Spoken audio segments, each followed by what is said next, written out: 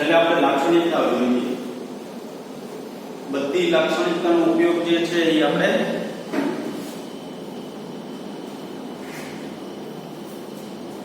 અહીંયા કરીશું. બરાબર. તો લાક્ષણિકતાને અનુસાર આપણે એક્ઝામ્પલ ગણીએ. પહેલું ઉદાહરણ જે છે ને એ આપણે જે તમને ચેપ્ટર નંબર 6 માં અલગ પ્રકારની એક નોટ કરાવી દીધી. નોટ બરાબર એના ઉપરથી છે. તો જોઈએ શું આપેલું છે પહેલું ઉદાહરણ. ઉદાહરણ નંબર 1.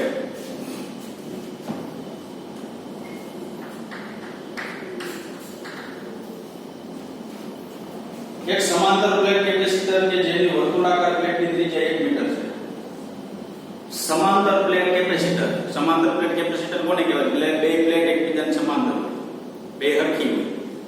પણ આમ લંબચોરસ કે ચોરસ એવી પ્લેટો નથી, વર્તુળાકાર છે. ધારો કે આપણે ઉદાહરણ લેવું હોય તો આપણી પાસે જે રોટલી બનાવવા માટે લોઢી હોય એ બે સામસામે એડજસ્ટ રાખી દીધી એટલે વર્તુળાકાર પ્લેટ થઈ. એ વર્તુળાકાર પ્લેટ જે છે તેની ત્રિજ્યા આપેલી છે 1 મીટર આપેલી છે આપણે. બરાબર. ચાલો આગળ જઈએ. તેનું કેપેસિટન્સ 1 નેનો ફેરેડે છે. જે કેપેસિટર હોય એનું કેપેસિટન્સ તો હોય જ, એ 1 નેનો ફેરેડે છે. તેને વિદ્યુતભારિત કરવા માટે t 0 સમયે 1 r 1 મેગા ઓહ્મના અવરોધ સાથે શ્રેણીમાં 2 વોલ્ટની બેટરી સાથે જોડવામાં આવે છે, જે આકૃતિની અંદર ઓલરેડી દર્શાવેલ છે. તેને વિદ્યુતભારિત કરવા માટે એક અવરોધ અને બેટરી સાથેને કળ છે. કળ એટલે ચાલુ બંધ કરવાનો. બરાબર. એનો કે ઉપયોગ નથી આવતો. આપણે શ્રેણીમાં જોડી દીધું એટલે બેટરી ચાલુ કરો એટલે ધીમે ધીમે વિદ્યુતભાર જમા થશે કેપેસિટરની અંદર અને કેપેસિટર શું થશે? ચાર્જિંગ થશે.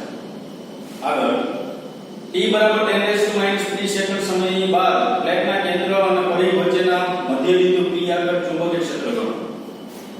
હવે હું અહીંયા આકૃતિ દોરું છું.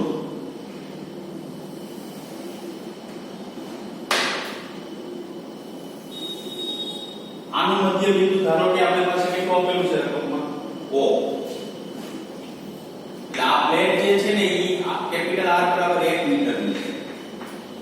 ટૂંકમાં આમ કેપેસિટર આપેલું, આમ ઉભો નથી, આમ ઉભો એટલું તો તમે આમ દોરી શકો. ત્યાં લેવો. બરાબર.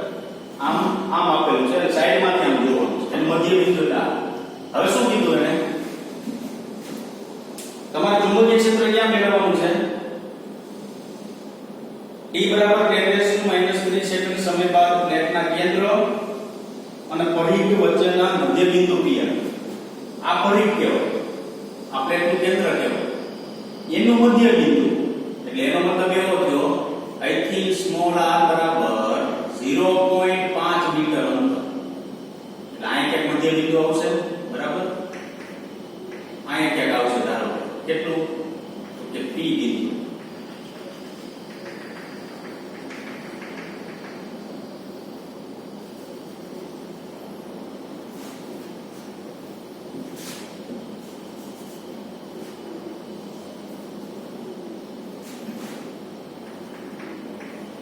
આ સ્મોલ r ધારો કે સ્મોલ r બરાબર કેટલું લેવાનું? 0.5 મીટર. શું કામ? તો 1 મીટર નું અડધું આ પરિઘ છે, આ કેન્દ્ર છે, એની વચ્ચેનું મધ્ય બિંદુ આગળ સ્મોલ r બરાબર 0 કેટલું થશે? 5 મીટર. જ્યાં તમારે શું મેળવવાનું છે?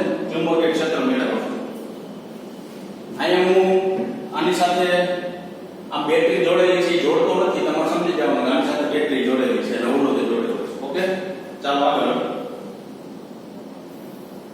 કાઉન્સમાં કંઈક આપેલું છે, એનો ઉપયોગ કરવાનો છે. શું આપેલું છે? કેપેસિટર પર t સમયે વિદ્યુતભાર q ઓફ t બરાબર CE કાઉન્સમાં 1 એક્સપોનેન્શિયલ t બાય ટાઉ, જ્યાં સમય અચળાંક t ટાઉ એ CR બરાબર છે. ટાઉ બરાબર CR ક્યારે એવું હતું? CB. C એટલે કેપેસિટન્સ, B એટલે વિદ્યુત સ્થિતિમાન. આવું એક સૂત્ર આપણે આવ્યું હતું RL પરિપથ માટે અને CR પરિપથ માટે. બરાબર. એટલે એના જેવું નથી પણ એવું સૂત્ર છે. CR એટલે અવરોધ અને કેપેસિટર છે. બરાબર. તો એના માટે એ સૂત્રનો ઉપયોગ કરવાનો છે. વિદ્યુત બળ આપેલો છે t સમય માટેનો. એ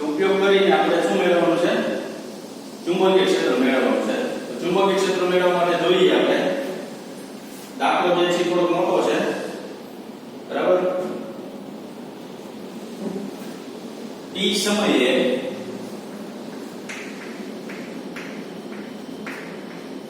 કેપેસિટરમાં વિદ્યુતભાર Q of t આવે પણ હું ખાલી Q લખું છું. કેટલું આપેલું છે? C કૌંસમાં 1 minus e raised to t by tau. હવે જુઓ જી, હું એક્સપોનેન્શિયલ વાળું સ્ટેપ નથી લખતો. તમને ખબર જ છે કે જો એક્સપોનેન્શિયલ કાઢવામાં આવે ને તો e ના સ્ક્વેરમાં લખાય. આનો આ સ્ટેપ મારે એક્સપોનેન્શિયલ નો લખવું હોય તો ઘાત જે છે એ ગુણાકારમાં exp minus t by આવું સૂત્ર આપેલું. પણ મારે ખાલી exp ની જગ્યાએ e લખવું હોય ને તો ગુણાકાર છે કેમ હોય જાય? ઘાતમાં હોય જાય. બરાબર? એટલે આ વસ્તુ ધ્યાનમાં રાખજો ખાસ. હવે જોઈએ તો આગળ વધીએ તો શું થાય?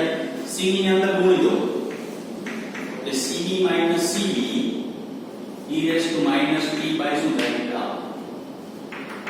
t સમયમાં વિદ્યુતભાર એવો આપેલો છે તો સમય સાથે વિદ્યુતભારમાં થતો ફેરફાર dq by dt તો આ d by dt કૌંસમાં cb minus cb e raised to minus t by. કારણ કે કેપેસિટર એવું કીધું ચાર્જિંગ થાય છે. તો કેપેસિટર જો ચાર્જિંગ થતું હોય ને તો તમે ડાયરેક્ટ બેટરી ચાલુ કરો એ બેટરી ચાર્જિંગ ન થઈ જાય. સમય સાથે વિદ્યુતભારમાં ફેરફાર થતો હોય. ફેરફાર એટલે શું? તો કે ચાર્જિંગ થતું હોય તો સમય સાથે વિદ્યુતભાર અંદર જમા થાય છે. ડિસ્ચાર્જ થતું હોય તો સમય સાથે વિદ્યુતભાર એમાંથી ઓછો થાય છે. બરાબર? તો આ સમય સાથે વિદ્યુતભારમાં થતો શું લીધો? ફેરફાર લીધો. હવે આનું હું વિકલન કરું તો વિકલન કરવામાં આવે તો જો વિકલન જે છે એ કોની સાપેક્ષમાં? સમયની સાપેક્ષમાં છે. તો સમયની સાપેક્ષમાં વિકલન હોય તો પહેલાનું વિકલન કરો શું થાય? 0 માઈનસ બીજાનું વિકલન કરો તો શું થાય? તો પહેલું સ્ટેપ આખું એમ મૂકી દો c e raised to minus t by tau. હવે ઘાતનું વિકલન થાય minus 1 by tau. ક્યારે એવો? બરાબર? આખું વિકલન કેવી રીતે કર્યું? તો કે પહેલું નું વિકલન 0, બીજાનું વિકલન કરો એટલે બીજું સ્ટેપ આખું એમ મૂકી દો અને ઘાતનું વિકલન કરો એટલે -1 upon tau. હવે શું થશે? તો કે માઈનસ આ માઈનસ ના માઈનસ એ પ્લસ થઈ જશે. અહીંયા cb e raised to minus t by tau into 1 upon શું લખાય? rc. રકમમાં એવું આપેલું છે આપણે કે tau બરાબર તમે શું લખી શકો? rc લખી શકો. ઓકે? હવે જો આમાંથી cc પાછા કેન્સલ થઈ જાય તો cc પાછા કેન્સલ થઈ જાય તો e ના છેદમાં શું લખાય? r. આ b છેદમાં r e raised to minus t by શું લખાય? tau. આ જે મળે છે ને dq by dt મળે છે. શું કામ મેળવ્યું? તો કે આપણે આગળ જતા એની જરૂરિયાત પડશે એટલા માટે મેળવ્યું. ખ્યાલ આવ્યો? બરાબર? ચાલો આગળ સ્થાનાંતર પ્રવાહ. સ્થાનાંતર પ્રવાહનું સૂત્ર શું છે? તો કે id બરાબર epsilon 0 d phi by dt. આ તમને તો આ સૂત્ર કેટલી d phi by dt ખરેખર સ્થાનાંતરનું સૂત્ર જો આવું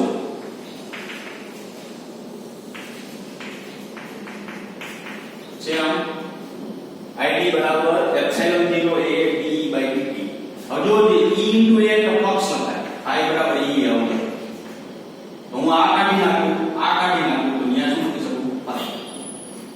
લાવ સૂત્ર આવશે epsilon 0 pi by dt. બરાબર?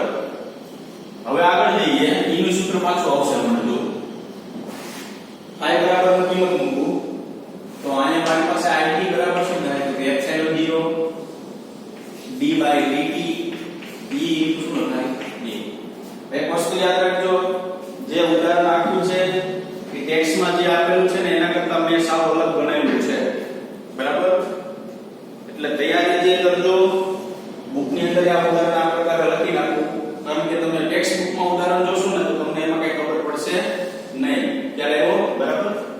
ચાલો epsilon 0 d by dt e એટલે સિગ્મા બાય epsilon 0 લખે.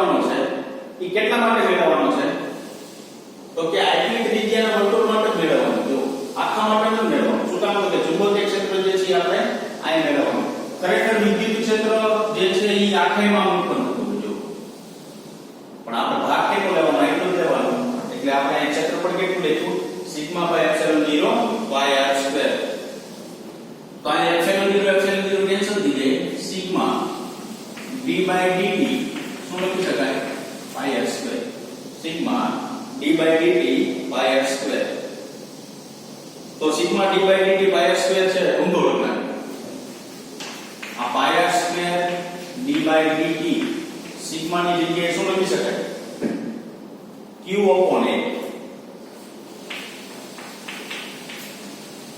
ડેશ લીધું શું કામ એકમ ક્ષેત્રફળથી જમા થતો વિદ્યુતભાર એકમ ક્ષેત્રફળથી જમા થતો વિદ્યુતભાર એટલે એની પૃષ્ઠ ઘનતા આવે સિગ્મા બાય શું લખાય a ડેશ તો અહીંયા pi r square d by dt q કેટલા એકમ ક્ષેત્રફળ એટલે ટોટલ ક્ષેત્રફળ આપણી પાસે કેટલું થાય આટલું થાય q upon પાઈ r સ્ક્વેર હવે એમાંથી તમે પાઈ પાઈ શું કરી દો કેન્સલ કરી દો તો પાઈ પાઈ કેન્સલ કરવામાં આવે તો small r upon capital R એનો સ્ક્વેર dq બાય શું વધે dt dq બાય dt ને મેળવી લીધું તો small r upon capital R no square v upon capital R e raised to minus t by t આવું થાય બરાબર r upon capital R square v upon R e raised to minus t by શું લખી શકાય rc હજુ જે બધી કિંમત છે સ્મોલ r એટલે 0.5 કેપિટલ R એટલે 1 વિદ્યુત સ્થિતિમાં કેટલા વોલ્ટની બેટરી જોઈડી અવરોધ આપેલો છે સમય આપેલો 10⁻³ r આપેલું છે અવરોધ કેપેસિટન્સ આપેલું છે 1 નેનો ફેરેડ બરાબર તો આ બધી કિંમત જો મૂકવામાં આવે ચાલો r એટલે કેટલું 0.5 આ એનો શું લખાય સ્ક્વેર v વિદ્યુત સ્થિતિમાં કેટલું છે 2 વોલ્ટ બેટરી છે અને 1 મેગા અવરોધ છે 10⁻⁶ 2 ના છેદમાં 10 કેટલું લખાય 6 પછી e raise to minus 10⁻³ by અવરોધ કેટલો છે r બરાબર 1 મેગા ઓહમ બરાબર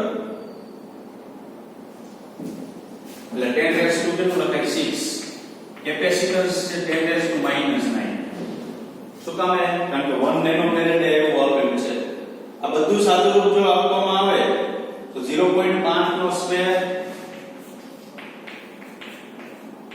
ગુણ્યા 2 છેદમાં 10⁻⁶ આ તો 1 થી દીધું 10⁻⁻³ 10⁻⁻⁹ 6 -9 એટલે +9 કેવું કહેવાય -3 ઉપર જાય +3 10 ની 0 ઘાત એટલે e રેસ ટુ -1 અને 10⁻⁶ એમનો આમ વધે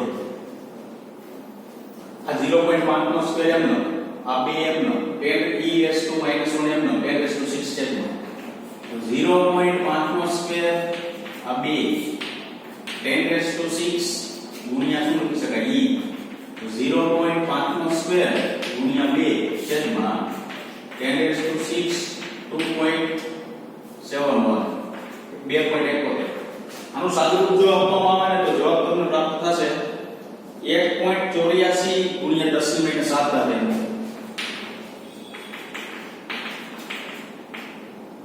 આ સ્થાનાંતર પ્રવાહ મેળવો જે વર્તુળાકાર સમાંતર પ્લેટ કેપેસિટર છે એની સાથે સંકળાયેલો સ્થાનાંતર પ્રવાહ આ શું કામ સ્થાનાંતર પ્રવાહ મેળવ્યો આ સ્થાનાંતર પ્રવાહ જે છે ને કેટલા વિસ્તારમાં છે આખી કેપેસિટરની પ્લેટ વચ્ચે છે આખી કેપેસિટરની પ્લેટ વચ્ચે છે બરાબર હવે આગળ જતા એમ્પિયર મેક્સવેલના સમીકરણ પરથી એમ્પિયર મેક્સવેલના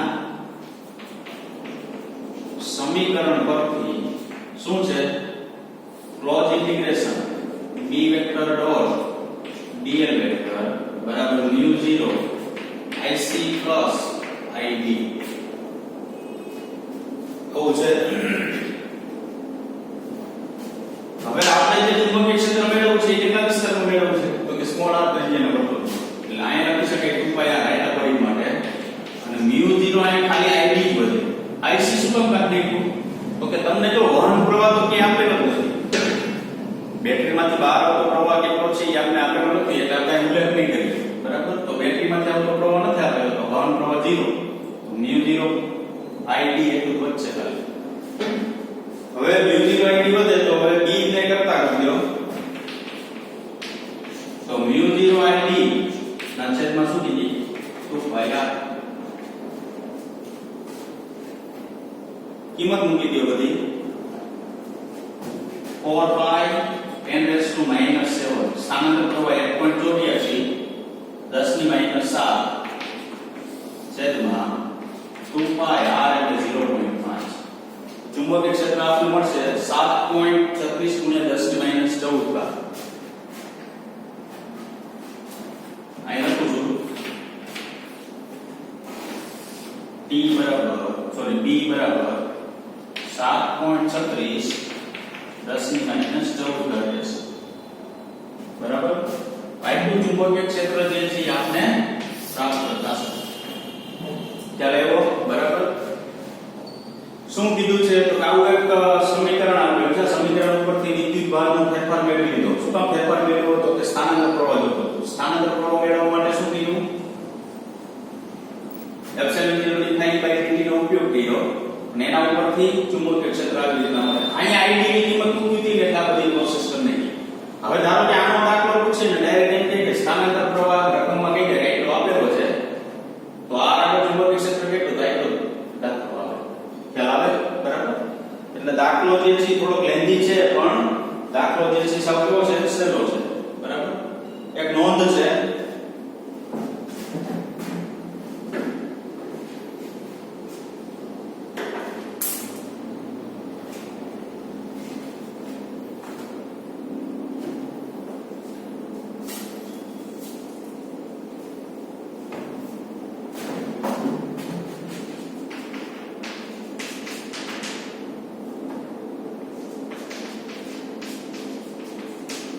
I બરાબર a u upon a into t.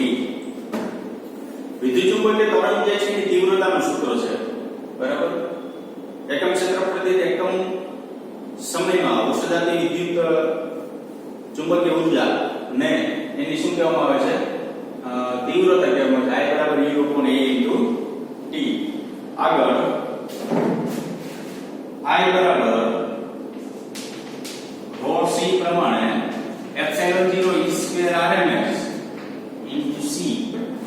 I બરાબર rho c પ્રમાણે b square rms by mu 0 into c. આ સૂત્ર મેં તમને ઓલરેડી નોંધની અંદર અગાઉ લખાવી દીધેલા છે પણ એ યાદ રાખવાના છે. બરાબર. હવે e rms બરાબર e0 by √2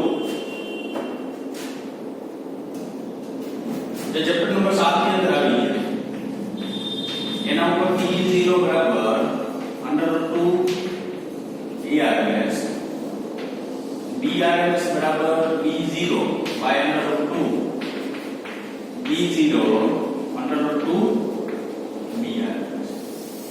આટલી નોંધ છે એ આપણે આવડવી જોઈએ. નવું શું છે આ બે વસ્તુ કહેવાય જે આપણે ટેક્સ્ટ ની અંદર નથી સોરી ચેપ્ટરમાં નથી. આ તમારા ટેક્સ્ટમાં છે 7મા ચેપ્ટર ની અંદર ઓલરેડી આવી ગયું. આ સૂત્ર આવી ગયું છે એટલે ઈ કઈ નવું નથી. આ સૂત્ર જે છે ને ઈ કઈ નવું નથી. શું કામ આગળ જતા આપણે 11મા ધોરણમાં આવી ગયું તીવ્રતાનું સૂત્ર. બરાબર. હવે જોઈએ આગળ વધીએ તો ઉદાહરણ નંબર થશે લગભગ 2.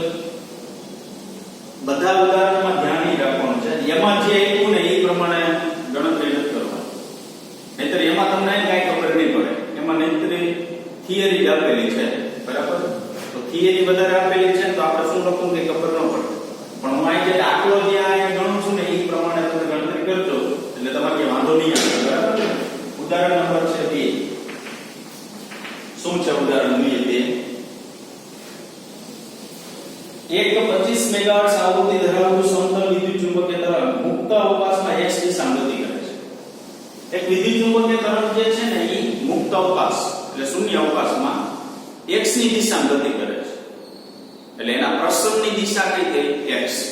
બરાબર. આગળ ચોક્કસ સમયે અને અવકાશના એક ચોક્કસ બિંદુ આગળ E બરાબર 6.3 j કેરેટ વોલ્ટ પર મીટર છે. જો કે E વેક્ટર બરાબર શું આવ્યું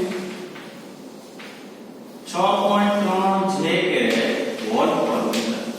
આનો મતલબ શું તો કે વિદ્યુત ક્ષેત્રનો જે ઘટક છે ને એ y ને સમાંતર દોલન કરે છે. લાક્ષણિકતાનો ઉપયોગ છે. આ j કેરેટ એટલે શું કે y ને સમાંતર દોલન કરે છે. હવે આપણે વ્યવહારે છે હવે વૈદ્યુત કોણ ખાલી ચુંબકીય ક્ષેત્ર વૈદ્યુત ત્રણેય પરસ્પર એકબીજાને લંબરૂપ હોય. E વેક્ટર B વેક્ટર અને C વેક્ટર. C એટલે શૂન્ય અવકાશમાં પ્રકાશનો વેગ એટલે કે વિદ્યુત ચુંબકીય તરંગનો વેગની દિશા એટલે કે પ્રસરણની દિશા.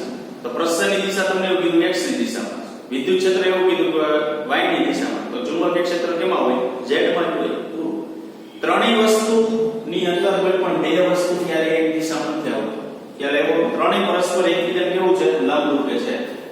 તો શું કીધું આગળ તો આ બિંદુ આગળ b વેક્ટર નું મૂલ્ય શોધો. તો કેપિટલ બોલ્ડ b આપેલું છે b વેક્ટર નું મૂલ્ય મેળવવાનું છે. તો b વેક્ટર નું મૂલ્ય મેળવવું હોય તો આપણી પાસે સૂત્ર છે બધું c બરાબર e upon b પરથી છે. b ને હું કરતા કરું e upon શું થાય c. હવે આપણે બધાને ખબર જ છે શું તો કે E જે છે ને એ હું પેલા મૂલ્ય લખું છું 6.3 C એટલે 3 ગુણ્યા 10 ની કેટલી લખાય. ચુંબકીય તરંગ છે તેનો કોઈ પણ માધ્યમ હોય કોઈ પણ અવકાશ હોય મુક્ત અવકાશ હોય શૂન્ય અવકાશ હોય તો એનો વેગ કેટલો તમારે લેવાનો 3 × 10⁸. એટલે C જે છે ને એ તો અચળ જ રહેશે વિદ્યુત ચુંબકીય તરંગમાં.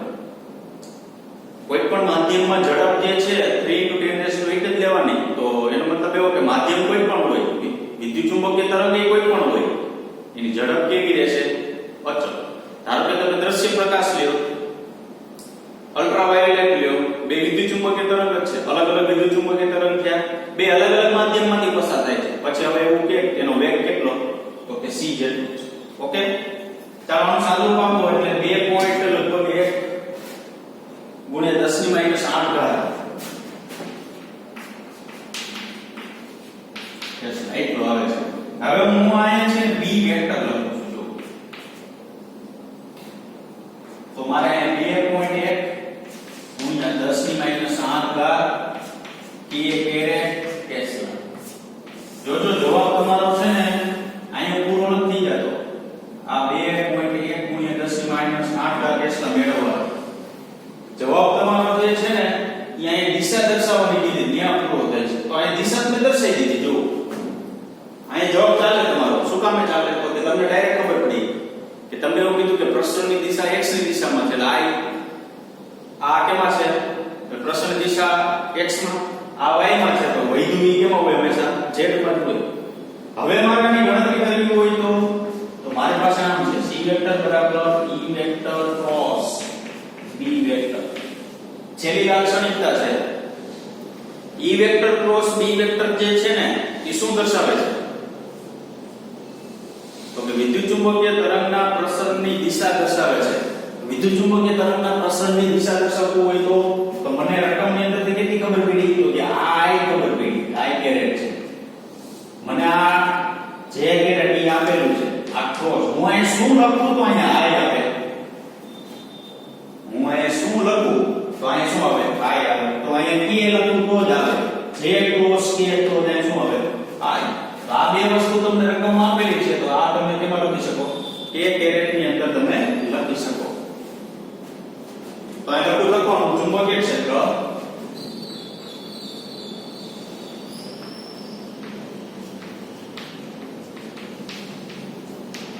z ની દિશામાં છે. ચુંબકીય ક્ષેત્ર જે છે કઈ દિશામાં છે z ની દિશામાં છે. ખ્યાલ આવ્યો બરાબર. એક મિનિટ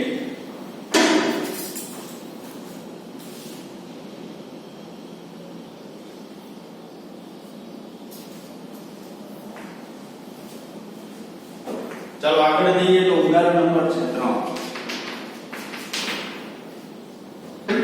ઉદાહરણ નંબર કેટલા છે? 3. જો એમાં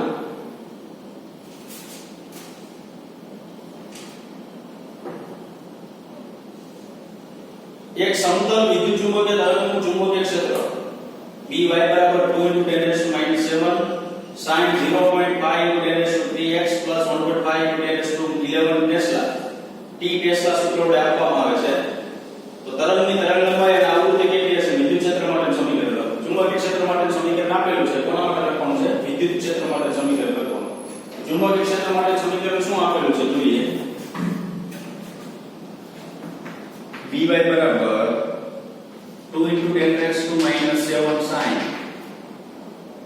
0.5 × 10⁻³ x plus 1.5 × 10⁻11 t આ કેપિટલ P આવું આપેલું છે. બરાબર. એમાં જોઈને આપણે મેળવવાનું નથી, આપણે આપણી રીતના મેળવવાનું છે. કેવી રીતના મેળવશો?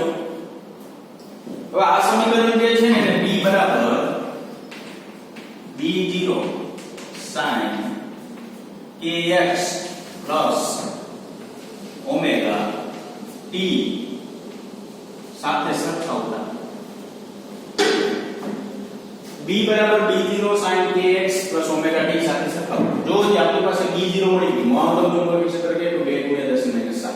આ sin m k કેટલું? 0.5 તરંગ સદિશ x m ઓમેગા ગુણ્યા આવૃત્તિ કેટલી? તો કે 1.5 ને ગુણ્યા 10⁻11 એટલે tm. ખ્યાલ આવ્યો? તો પેલું શું મેળવવાનું કીધું આપણે? તરંગ લંબાઈ મેળવવાની. તો તરંગ લંબાઈ જે છે કેવી રીતના મળશે? તો કે k બરાબર આપણી પાસે આવશે 2π / λ છે. તો અહીંયા 2π / λ કરતા કરી દો તો અહીંયા 2π / શું થાય? k 2 × 3.14 k ની કિંમત આવી 0.5 10 ની કેટલી ઘાત? 3 ઘાત. જો આનું સાદુરૂપ આપવામાં આવે તો આપણે જવાબ કેટલો પ્રાપ્ત થશે? 12.56 × 10⁻³ ઘાત. 12.56 10⁻³ ઘાત મીટર પ્રાપ્ત થશે. બરાબર. આ એની અંદર પેલું જે પૂછ્યું હતું તે. બીજું શું પૂછ્યું છે? આવૃત્તિ કેટલી હશે તે. તો હવે જો જે આવૃત્તિ તો આ રેખીય આવૃત્તિ પૂછી છે, કોણીય આવૃત્તિ તો આપણે આપેલી છે. ઓમેગા બરાબર 2π μ/t. તો μ ને કરતા કરું તો 2π / સુધી ઓમેગા સોરી ઓમેગા / સુધી 2π. ઓમેગા મને આપેલું છે 1.5 × 10⁻11 ઘાત. 2π 3.14. તો મને ફ્રીક્વન્સી કેટલી મળશે? 2.388 ગુણ્યા 10⁻10 ઘાત મળશે.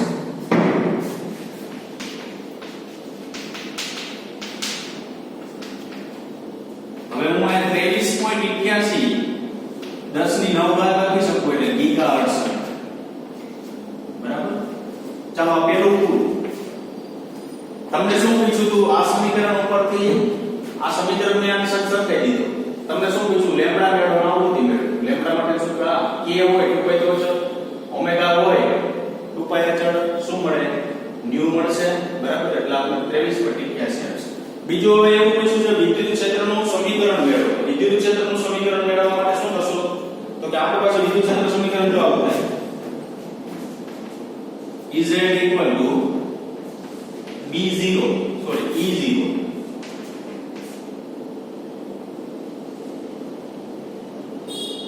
k x plus omega t. સૌથી અગત્યનો પ્રશ્ન એ ઉદ્ભવે. શું ઉદ્ભવે? તો કે તમે ડાયરેક્ટ Ez શું કામ લે? તો જો આમાં લોજિકનો ઉપયોગ કરવાનો છે. શું લોજિકનો ઉપયોગ કરવાનો છે? આયા શું લખ્યું? kx લખ્યું છે. એનો મતલબ એવો થયો કે x અક્ષની દિશામાં ગતિ કરતું હોય. વિદ્યુત ચુંબકીય તરંગ જે છે ને ઈ x અક્ષની દિશામાં પ્રસરણની દિશા હોય. તમને ખબર હોય તો આપણી જે લાક્ષણિકતા છે ને એમાં z ની દિશામાં હતું. તો આ KZ લીધું ખબર હોય શું લીધું હતું KZ બરાબર તો અહીંયા x ની દિશામાં છે તો પ્રશ્નની દિશા એટલે c ની દિશા કઈ તો કે x ની દિશા ઓલરેડી ચુંબકીય ક્ષેત્ર રકમમાં એવું કીધું કે ચુંબકીય ક્ષેત્ર y ની દિશામાં છે તો x ને y આવી ગયું બીજું કોણ z બીજું કે નહીં તો z જે છે એની દિશામાં કોણ હોય વિદ્યુત ક્ષેત્ર હોય ખ્યાલ આવ્યો કે નહીં હવે મારે મેળવવાનું શું રહ્યું તો કે મારી પાસે રકમમાં કે આ જે છે વિદ્યુત ક્ષેત્રનું સમીકરણ મેળવો એવું કીધું તો આ વિદ્યુત ક્ષેત્રનું સમીકરણ તો થઈ ગયું મારી પાસે k છે x એમ મૂકી દેવાનું છે ઓમેગા છે d એમ મૂકી દેવાનું છે E0 મેળવવાનું છે તો E0 મેળવવા માટે હું અહીં આવું લખી શકું E0 બરાબર B0 * C આ સમીકરણ પર C બરાબર a / b E બરાબર C ચાલો B0 છે મારી પાસે કેટલું તો 2 * 10 ની -7 C એટલે 3 * 10 કેટલું લખાય 8 3 2 6 60 વોલ્ટ પર મીટર આવશે બરાબર તો અહીં 60 આવી ગયા આપણી પાસે e કિંમત અહીં મૂકો તો હવે સમીકરણ કેવું થયું Ez E0 એટલે કેટલા મૂકવાના 60 મૂકવાના k એટલે કેટલું મૂકવાનું સોરી 60 લખવાનું અહીં 60 ભૂલાઈ ગયો E0 sin kx + ઓમેગા એટલે 60 લીધા પછી લખ્યું અહીં શું sin કૌંસમાં k એટલે લખવાનું 0.5 * 10 કેટલું લખવાનું 3 અહીં લખવાનું x આ લખવાનું પ્લસ 1.5 * 10 અહીં લખવાનું t ન્યૂટન પર કુલમ તો આ જે સમીકરણ આપણે પ્રાપ્ત થશે ને એ કોનું પ્રાપ્ત થશે વિદ્યુત ક્ષેત્રનું સમીકરણ પ્રાપ્ત થયું બરાબર બે વસ્તુ પૂછી પેલું પૂછ્યું તો તરંગ લંબાઈ આવૃત્તિ મેળવો વિદ્યુત ક્ષેત્રનું સમીકરણ મેળવો એટલે આ ડાયરેક્ટ જે સૂત્ર લીધું અહીંયા રકમ ઉપરથી આપણે ખ્યાલ આવી જવો જોઈએ બરાબર ચાલો ઉદાહરણ નંબર છે 4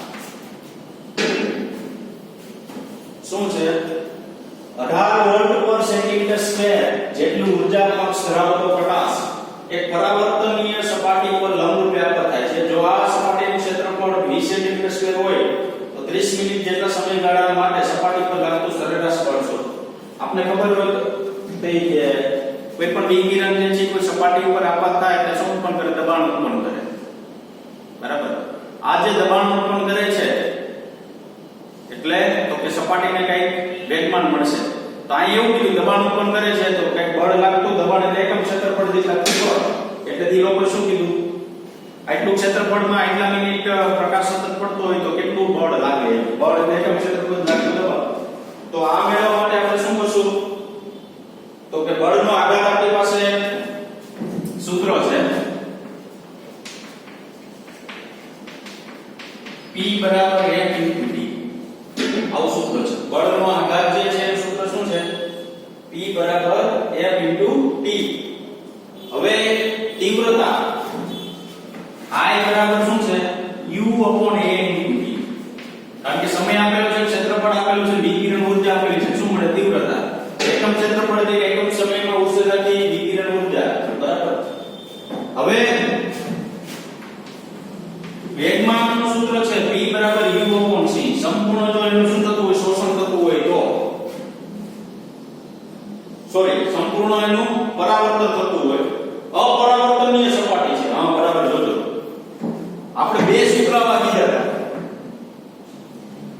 બે સૂત્રોની અંદર એવું કીધું હતું કે જો આનો ઉપયોગ ક્યારે કરવો તો કે જે વિકિરણ સપાટી ઉપર પડે એનું સંપૂર્ણ શોષણ થતું હોય ત્યારે આનો ઉપયોગ કરો સંપૂર્ણ પરાવર્તન થતું હોય ત્યારે 2u/c નો ઉપયોગ કરો હવે એક વસ્તુ યાદ રાખજો શબ્દ સૌથી અગત્યનો અંડરલાઈન કરો તો નાખજો રકમની અંદર અપરાવર્તનીય સપાટી કીધી અપરાવર્તનીય સપાટી એટલે શું તો કે એમાં વિકિરણનું પરાવર્તન ન થતું હોય તેવી સપાટી તો ન થતું હોય તો એનું થતું હોય શું સંપૂર્ણ શોષણ તો સંપૂર્ણ શોષણ માટે P બરાબર U પણ શું લખી શકાય C એવું લખી શકાય તો હવે આગળ આપણે શું લખશું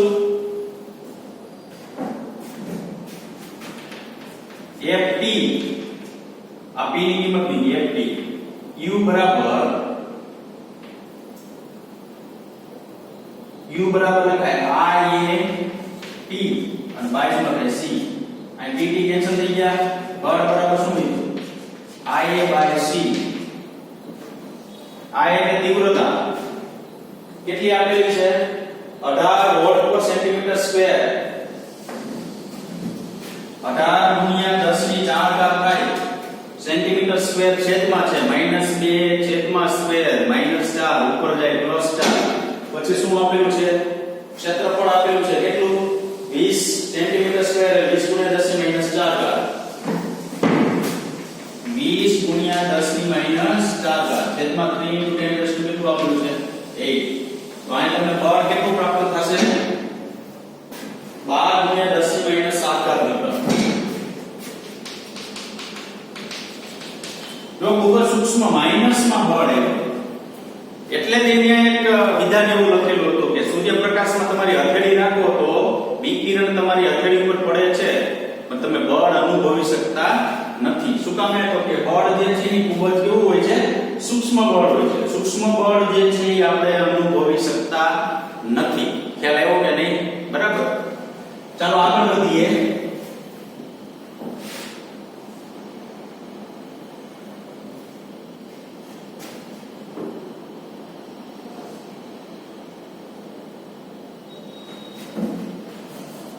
ઉદાહરણ નંબર 2 છે પૂછું બરાબર અને ઉદાહરણ નંબર 4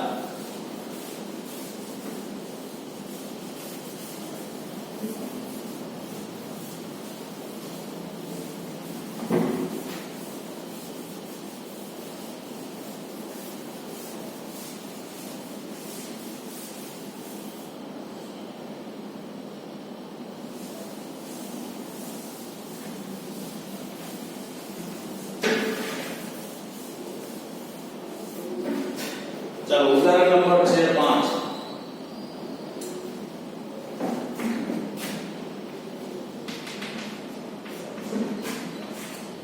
શું છે 5મા ઉદાહરણમાં 100 વોલ્ટના બલ્બમાંથી વિકિરણથી 3 મીટર દૂર ઉદ્ભવતા વિદ્યુત અને ચુંબકીય ક્ષેત્રનો ચુંબકીય ક્ષેત્ર ગણો એક બલ્બ છે બલ્બ જો ચાલુ થાય ને એટલે શું થાય બધી બાજુ પ્રકાશનો ફેલાવો કરે ઉપર નીચે આગળ પાછળ બધી બાજુ હવે એ બલ્બ થી 3 મીટર દૂર એટલે એનો મતલબ શું થયો 3 મીટર દૂર તો 3 મીટર દૂરનો મતલબ એવો થાય કે બલ્બ થી 3 મીટરની ત્રિજ્યા આમ આખી લેવાની ખ્યાલ આવ્યો બરાબર બલ્બ થી 3 મીટર દૂર તમારે વિદ્યુત ક્ષેત્ર અને ચુંબકીય ક્ષેત્ર મેળવવાના છે કારણ કે જો કોઈ બલ્બ હોય એમાંથી આપણે એવું કહેવાય કે બલ્બ ચાલુ કર્યો દ્રશ્ય પ્રકાશનો ઉદ્ભવ સ્થાન છે ધારો ટ્યુબલાઇટ છે તો કેવો છે દ્રશ્ય પ્રકાશનું ઉદ્ભવ સ્થાન તો વિદ્યુત ચુંબકીય તરંગ દ્રશ્ય પ્રકાશ હોય તો ત્યાંથી 3 મીટર અંતરે વિદ્યુત ક્ષેત્ર અને ચુંબકીય ક્ષેત્ર મેળવવાના છે આગળ શું કીધું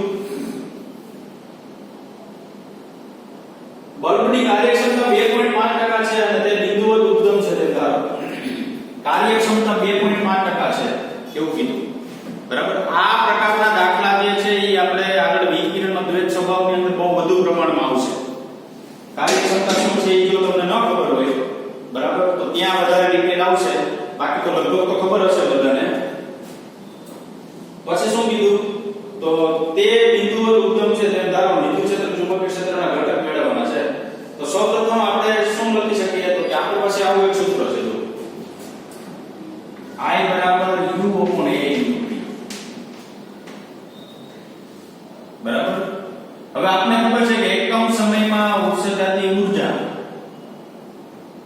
અથવા એકમ સમયમાં કરેલું કાર્ય એટલે એક પ્રકાર શું થાય ઊર્જા તો p by a આવું લખાય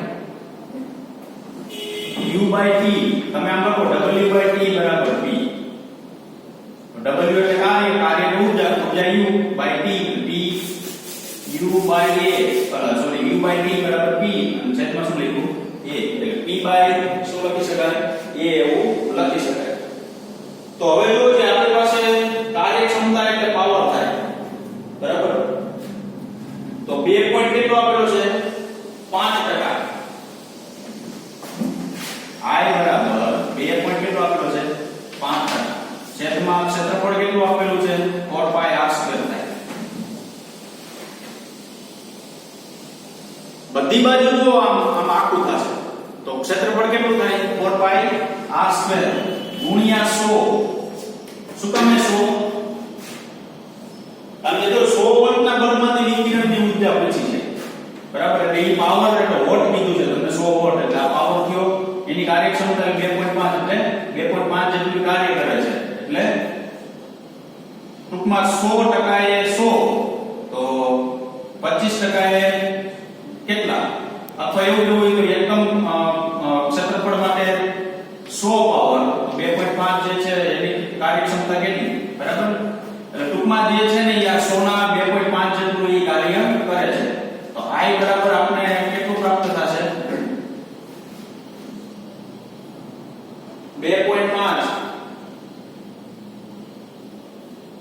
હવે જો ટકા કાઢવો હોય મારે આ ટકા છે ને ઈ જોજો બરાબર ટકા કાઢવો હોય મારે ભાગ્યા 100 કરવો પડે ટકા કરવો હોય ને તો ગુણ્યા 100 કરવો પણ આ મારે ભાગ્યા 100 કરું તો આ ટકા નીકળે ને તો 100 કેન્સલ થઈ જાય વધે શું 2.5 છેદમાં 4/r સ્ક્વેર કે વિચારતા ના 100 ક્યારે જાય બરાબર તો 2.5 છેદમાં 4 પાઈ એટલે 3.14 આ તો 3 નો સ્ક્વેર ત્રિજ્યા આપણી વર્તુળાકાર થશે 3 મીટર અંદર આખું વર્તુળ થશે એટલે તો 3 નો સ્ક્વેર 0.022 વોટ પર મીટર સ્ક્વેર 0.022 વોટ પર મીટર સ્ક્વેર આ તીવ્રતા મળી ચાલો હવે જે સૂત્ર જે છે એનો આપણે ઉપયોગ કરશું તો કે તીવ્રતાનો આપણી પાસે સૂત્ર શું છે તો I બરાબર epsilon 0 e square rns into c I બરાબર epsilon 0 e square rns into c તમને વિદ્યુત ક્ષેત્ર અને ચુંબકીય ક્ષેત્રના કેવા મૂલ્ય દીધા છે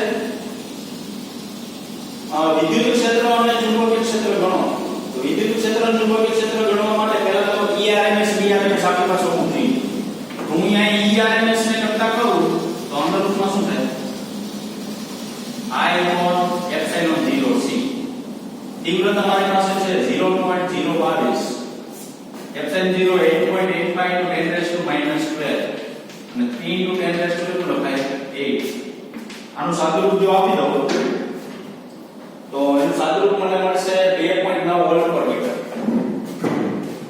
2.9 વોલ્ટ પર મીટર હવે મારે BRMS મેળવવું તો BRMS બરાબર શું લખાય BRMS બરાબર ERMS by c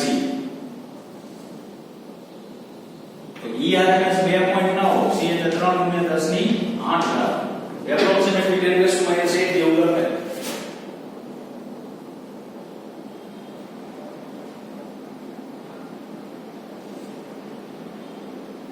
તો 9.6 into 10 raised to 9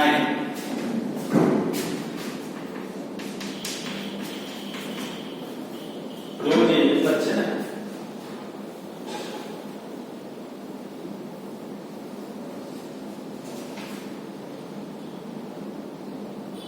ઓકે આ રેડી આ શું મેળવ્યું જો પહેલા તો આપણે તીવ્ર આ સૂત્રની અંદર ERMS BRMS મેળવવા માટે તીવ્રતા જોઈએ તીવ્રતા મેળવી લીધી તીવ્રતા આવી ગઈ એટલે શું મેળવ્યું ERMS BRMS મેળવ્યું હવે જો તમે છે ને આ સૂત્રનો ડાયરેક્ટ ઉપયોગ કરી શકો b2rms/μ0c તો તમને BRMS મળશે આની જેમ અનુરૂપ વાળો પછી તમે ડાયરેક્ટ લખી શકો ERMS BRMS * c કોઈ પણ આગળના સૂત્રનો તમે ઉપયોગ કરી શકો બરાબર હવે આગળ જે છે એ શું બાકી રહ્યું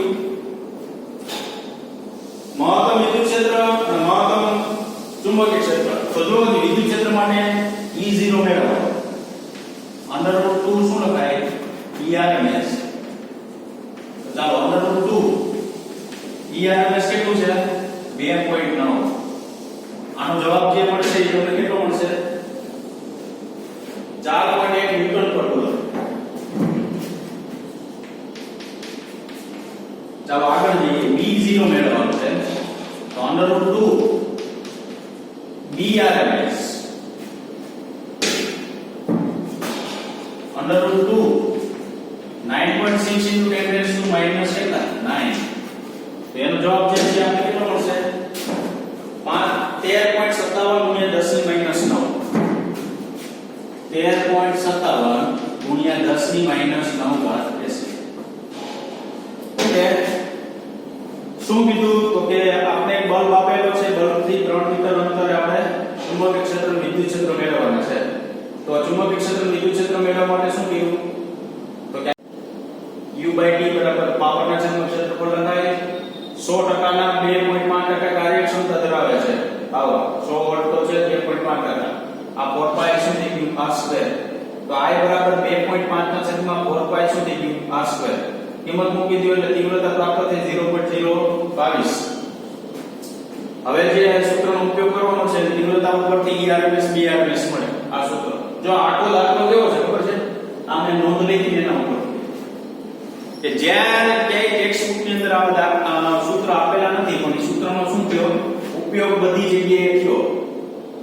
ટેક્સ્ટ ની અંદર ક્યાંય આપણે સૂત્ર આપેલું નથી પણ એ સૂત્ર જે છે એનો બધી જગ્યાએ શું થયો ઉપયોગ થયો. બરાબર? તો આ ઉપયોગ જે થયો ઈ આપણે જે લખેલા છે એ ઉપરથી આ દાખલો આપણો ગણવાનો છે. આનાથી ઊંધું તમે મેળવી શકો. અહીં BRMS ના સૂત્રનો ઉપયોગ કરી BRMS મેળવીને આ સૂત્રનો ઉપયોગ કરી ERMS એ પડે. એના ઉપરથી E0 શું મેળવી લેવાનું? B0 મેળવી લેવાનું. બરાબર? તો આ ચેપ્ટર ની અંદરના લગભગ આપણા ઉદાહરણ જે છે પૂરા થઈ ગયા. 5 ઉદાહરણ હતા.